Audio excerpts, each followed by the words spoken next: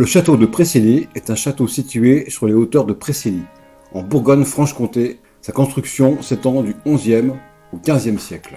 Je vous mettrai donc dans le descriptif de la vidéo les coordonnées GPS de ce château. Le château est situé dans un département français du Jura, sur la colline du Crottard, surplombant Précilly, à l'ouest du village et s'élevant à 638 mètres de hauteur, à en gros une distance de 8 km de la commune d'Orgelès.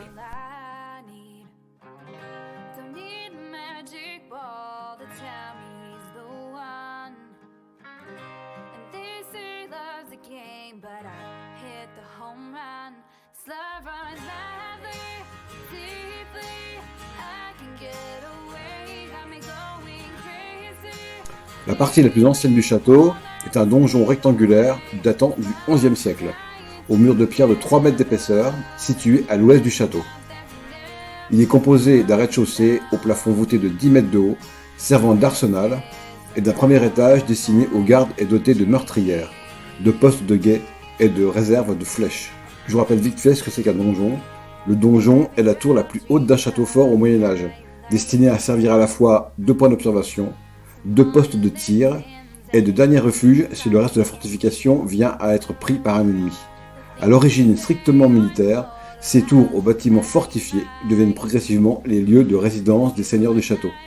Les donjons, à double fonction défensive et administrative, finissent par se généraliser lors de la Renaissance au XIIe siècle, marquant l'âge d'or du château fort, dont ils sont une caractéristique emblématique.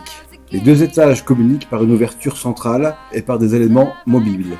Si le donjon devait être défendu, aucun escalier ne permettait à des assaillants d'accéder facilement aux deux parties.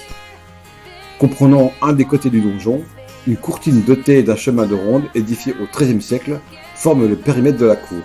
Les bâtiments bordant la cour ont été plus abîmés que le donjon.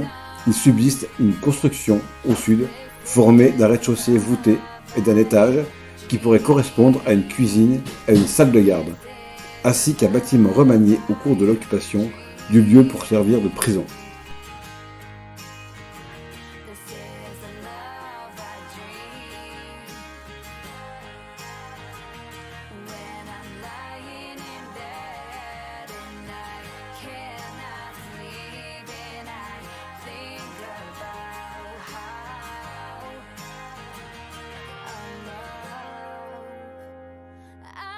À la fin du XVe siècle, les héritiers de Nicolas Rolin adjoignent au château une barbacane du côté ouest.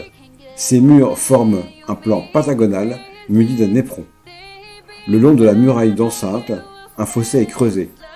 Pour rentrer dans la forteresse, il faut d'abord passer par la barbacane et sa porte latérale, puis franchir le fossé grâce à un pont-levis avant de traverser le Châtelet et d'arriver dans la cour.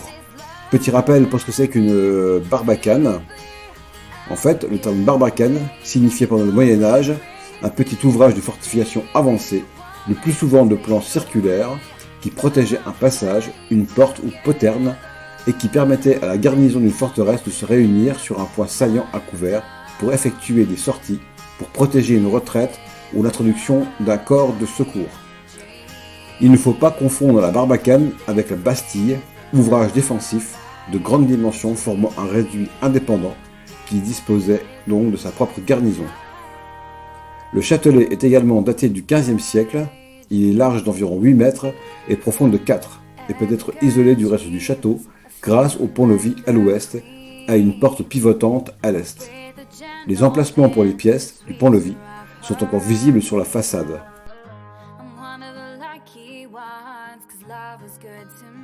Le château est propriété de la famille de Dramelais jusqu'au XVe siècle, avant de passer aux mains de Nicolas Rolin et de sa descendance, puis à celle du comte de Montrevel du XVIe au XVIIIe siècle.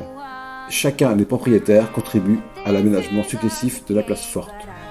En 1673, lors de la prise de la Franche-Comté par les forces françaises au cours de la guerre de Hollande, l'accusation démantèle le château afin qu'il ne puisse pas être utilisé par l'ennemi. La forteresse en ruine est décrite par Charles Nodier et illustrée par Jean Hallot dans un des volumes des Voyages pittoresques et romantiques de l'ancienne France, paru en 1825.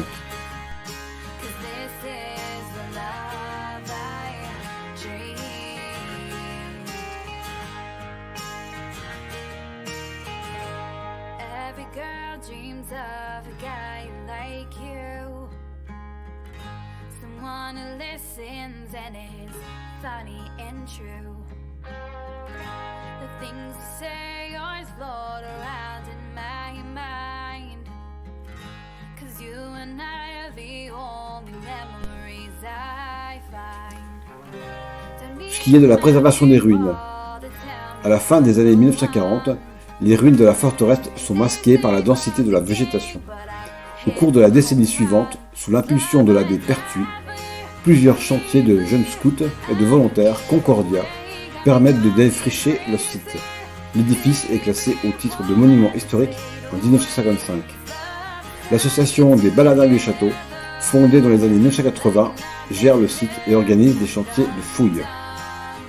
Par bonheur, un prêtre amoureux du site tire le château de l'oubli en 1949 et réussit à le faire classer monument historique en 1955.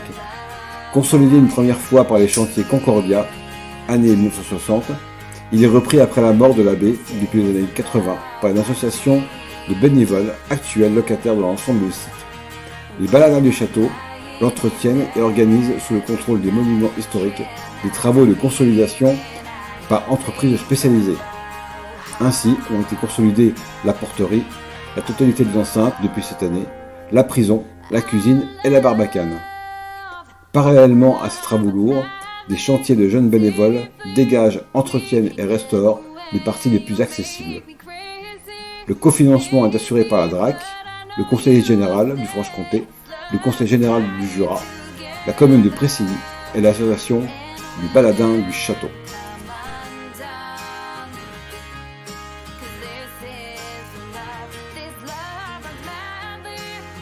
Donc, durant le passage à ce château de Pressigny, alors que je faisais un vol en drone au-dessus du château pour prendre quelques prises de vue et quelques photos, donc j'ai rencontré un certain Jean Marais qui faisait partie de l'association des baladins du château de Pressigny, quoi. Et il m'a fait rencontrer un certain Denis, qui est apparemment le président de cette association. J'ai donc pas mal communiqué avec lui. Je leur ai communiqué aussi et donné tous les fichiers que j'avais pris en drone et avec ma GoPro pour qu'ils puissent les utiliser comme ils voulaient, sans aucun copyright. Voilà, donc là-dessus s'achève notre sortie au niveau du château de Pressigny. J'espère que cette vidéo vous aura plu. À bientôt. Bye bye.